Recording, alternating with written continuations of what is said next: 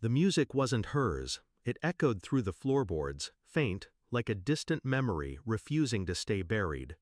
The clock read 2:17 a.m. when the vibration started, soft, persistent, beneath the whiskey glass I hadn't touched.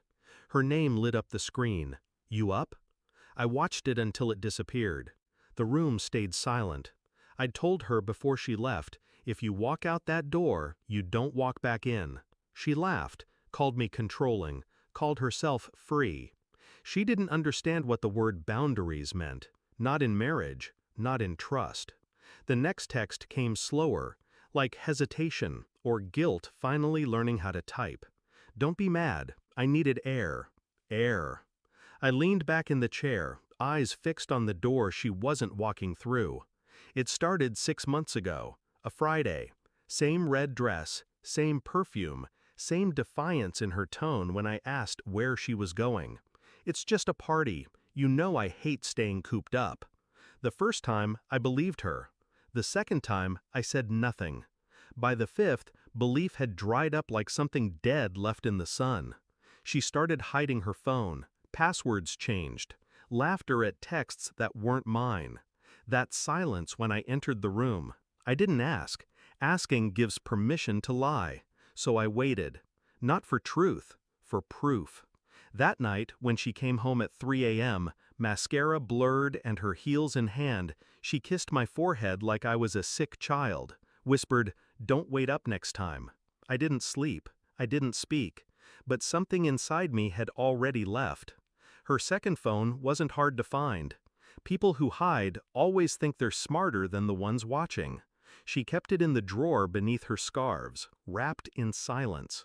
The password was his birthday.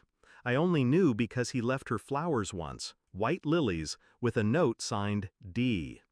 The text threads were surgical in their intimacy. No declarations, just plans, dates, times, hotel names. She said she needed air. What she needed was an escape she didn't have to own.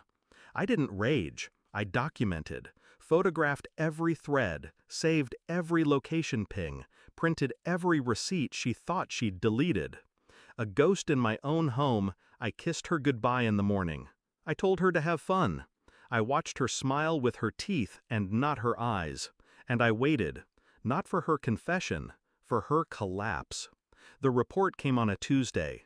DNA swabs, surveillance footage, hotel records with her signature in neat cursive. She wasn't just unfaithful, she was intentional, strategic, cruel even. I didn't throw the report in her face. I left it open on the dining table beside a glass of her favorite wine. She found it when she got home.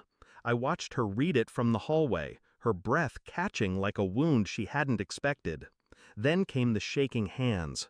The "what is this?" The "you went through my things?" I only said 4 words.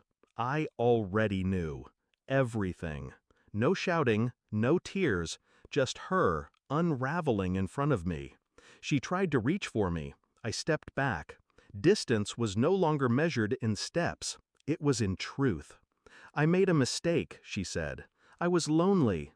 You stopped talking to me. I didn't know how to fix us." I studied her like a patient file. Symptoms, patterns, the long list of ignored warnings. "I warned you," I said. And I had. That night, the one before the party, when I told her if she walked out, she wouldn't come back to the same man. She thought I meant I'd be angry. She didn't understand. I meant I'd be done. I walked her to the door. Not violently, not coldly, just finally. And I closed it. Not with force, with finality. She still texts. Not apologies, those stopped after week 1. Just echoes, memory fragments trying to rebuild a bridge I burned in silence. I don't respond. Some truths don't need retelling. Some betrayals speak louder when met with nothing. I sleep now, not peacefully, but without doubt. Clarity has its own kind of quiet, the kind that doesn't beg, doesn't chase, doesn't forget. She walked out wanting freedom. She got it, and I got what I wanted all along, a house with no lies, a mirror with no cracks, a silence that doesn't lie back. Some people leave to feel free. Some of us let them to finally breathe.